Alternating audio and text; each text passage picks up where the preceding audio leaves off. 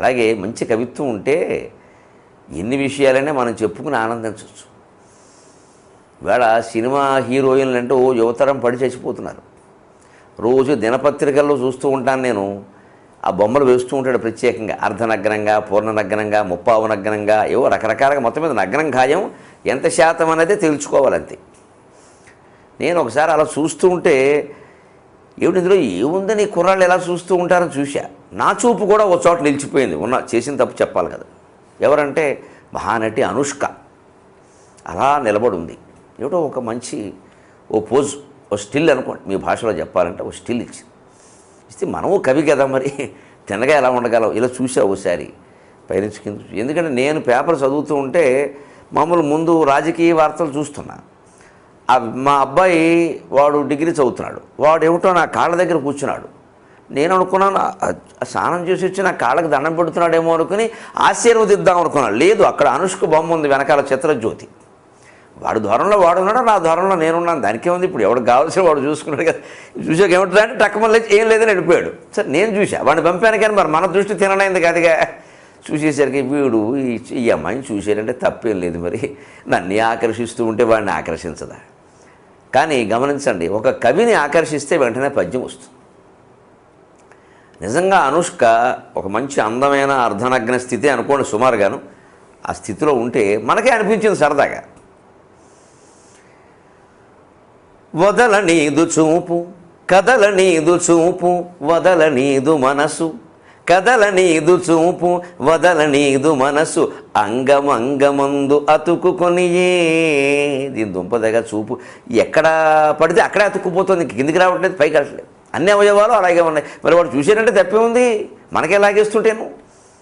కదల నీదు చూపు వదల నీదు మనసు, అంగమంగమందు అతుకుకొనియే. ఇప్పుడు చూడండి, ఎంతైనా ప్రౌఢ వయస్సు కుర్ర వయస్సు. ఇంతవరకు కుర్రాడి పద్యం.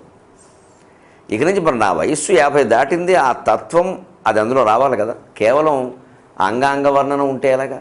ఒక పెద్ద రకం ఆ తత్వం కనపడాలి. మన తత్వంలో ఏం చెబుతారంటే నిస్సంగత్వే నిర్మోహత్వం, నిర్మోహత్వే నిశ్చలతత్వం, నిశ్చలతత్వే జీవన్ముక్తి అని. భజ గోవిందం భజ గోవిందం గోవిందం భజ మూఢమతి. నిజంగా భగవంతుడు నువ్వు చేరుకోవాలంటే నిస్సంగత్వే నిర్మోహత్వం. దేంతోనూ సాంగత్యం పెట్టుకోక, ఏ విషయంతోనూ ఎక్కువ దేని గురించి ఎక్కువ ఆలోచించకు. సత్సంగత్వే నిస్సంగత్వం, నిస్సంగత్వే నిర్మోహత్వం, నిర్మోహత్వే నిశ్చలతత్వం, నిశ్చలతత్వే జీవన్ముక్తి. ఆదిశంకరుడు చెప్పిన మాట. దాన్ని పట్టుకొచ్చి ఈ పద్యంలో పెట్టాం మనం. అనుష్క పద్యంలో ఆదిశంకరుల మాట పెట్టాం. దాని చమత్కారం గమనించండి. ఆయన ఏమన్నారు? సత్సంగత్వే నిస్సంగత్వం. ముందు మంచి వాళ్ళతో సాంగత్యం చేయి, అంటే మంచి గ్రంథాలు చదువు, అప్పుడు నిస్సంగత్వం వస్తుంది.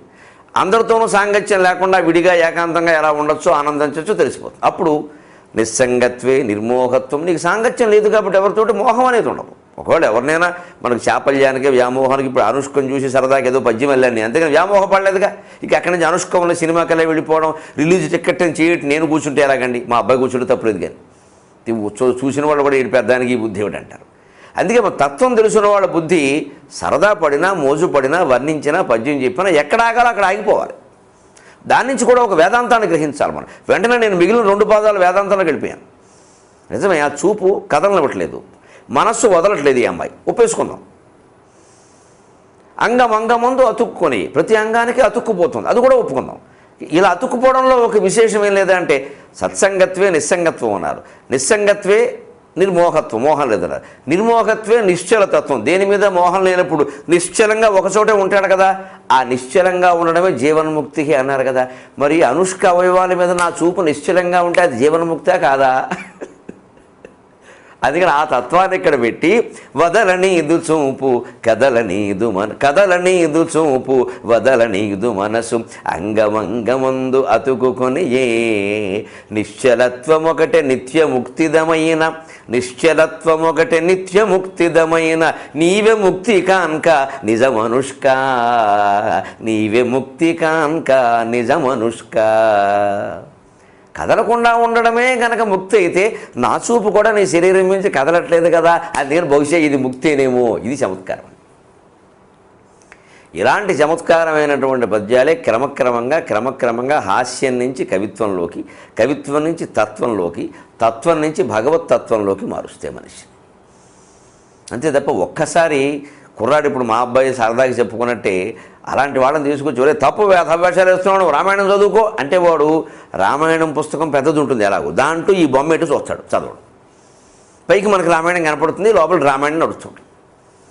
మనం అందరం కాలేజీలో చేసిన వాళ్ళమే ఈ పనులు, ఊరికే ఎందుకు అనుకుంటే బాగుండదు. కానీ ఈ నాటకాలు పనికిరావండి. అంచేత నాయన చూస్తున్నావు కదా, అదుగు చూడు, ఇదే కదా ఇందులో ఉన్నది అని ఒక చమత్కారం విసిరావు అనుకోండి. ఓహో ఏమిటో ఈ శరీరం మీద అతుక్కునే చూపుల్లోనే ఇంత నిశ్చలత్వం ఉంటే మన ఆత్మ గురించి, భగవంతుడి గురించి మనం ఆలోచిస్తే అసలు ఎంత నిశ్చలత్వాన్ని పొందగలుగుతాము అని ఇవాళ కాకపోతే ఇంకా 10 ఏళ్లకైనా ఆ స్థితికి వస్తాడు.